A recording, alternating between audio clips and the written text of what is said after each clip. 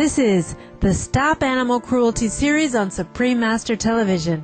Our focus today is the link between factory-farmed pigs who are treated in a barbarous manner and the emergence of the swine flu epidemic.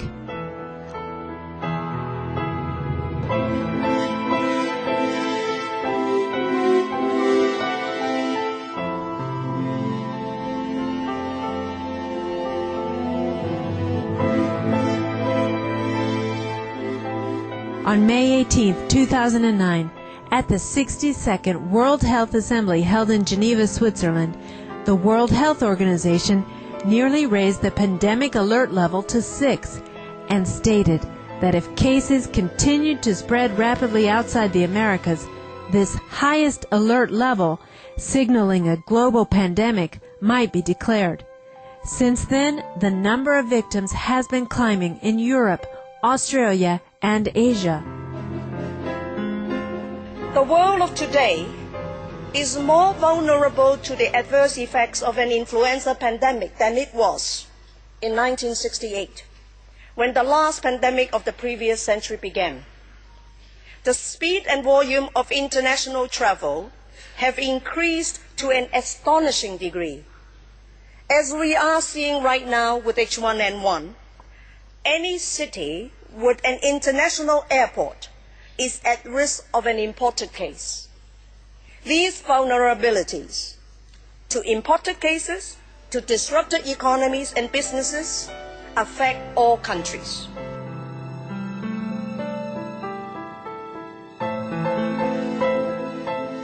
The transport of pigs during the meat production process also increases their exposure to other pigs, humans, and birds, and thus increases the chance for new strains of viruses to combine and thus enable swine flu to become even more virulent.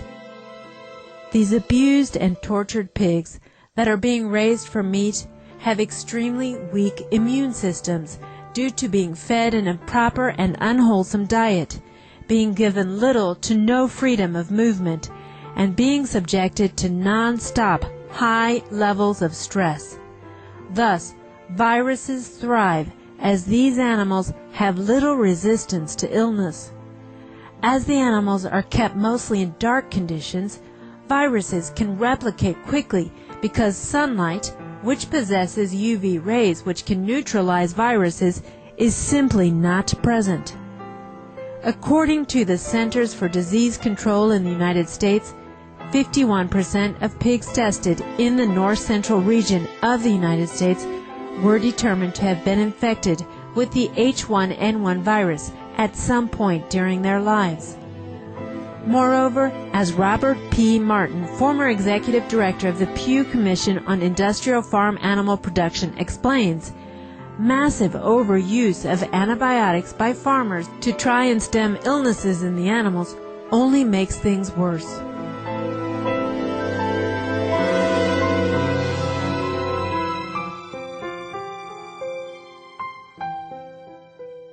The routine use of antibiotics is what allows these animals to be housed together in overcrowded in these kind of filthy conditions where they live standing over their own waste.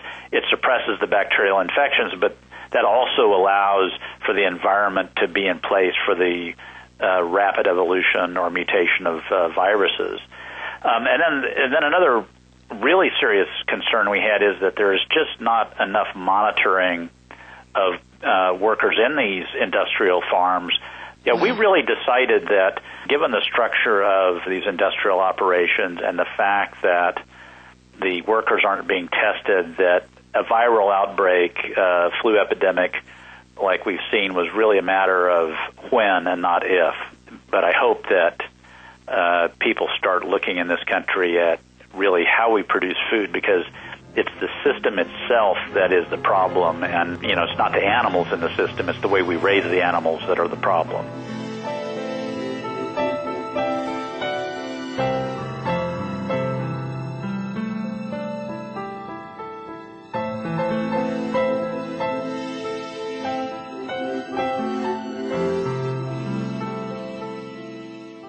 More than 2 months after the first documented human case of swine flu, more than 20,000 confirmed cases of the disease have been reported in 69 countries. There have been over 125 deaths due to the virus. Experts say many more swine flu infections have gone unidentified across the world.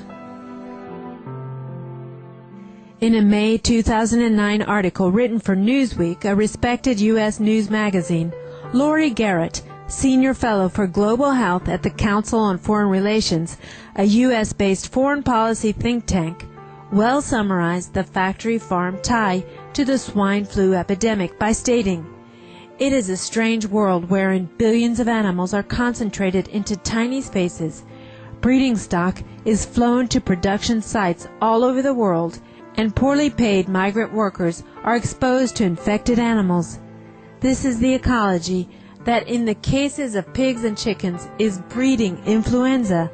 It is an ecology that promotes viral evolution, and if we don't do something about it, this ecology will one day spawn a severe pandemic that will dwarf that of 1918.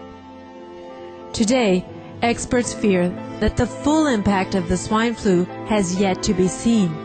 The current virus could mutate into a much deadlier form and reemerge with greater force in subsequent waves. The results of these infections could eventually resemble or even be worse than the 1918 flu pandemic that claimed 100 million lives. The shutting of factory farms, whether they raise pigs or any other animal, should be the first order of business if we are to be truly serious about safeguarding the public health. Aside from the diseases they propagate, factory farms are simply places of inhumanity where billions of our animal friends have their lives horrifically ended each year.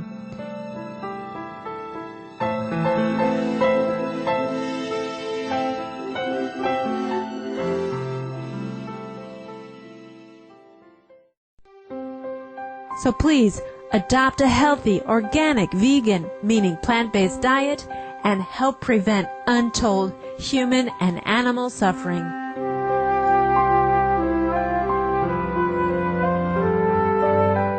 We send our condolences to those who have lost loved ones to swine flu, and our thoughts are with those currently suffering from this dreadful infection.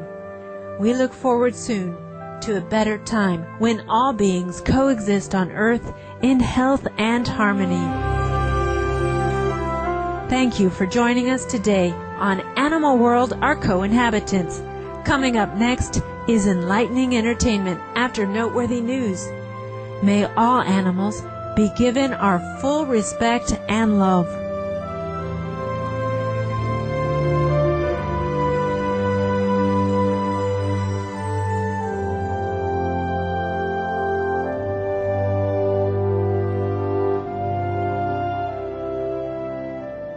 For more details, please visit www.suprememastertv.com/stop-animal-cruelty.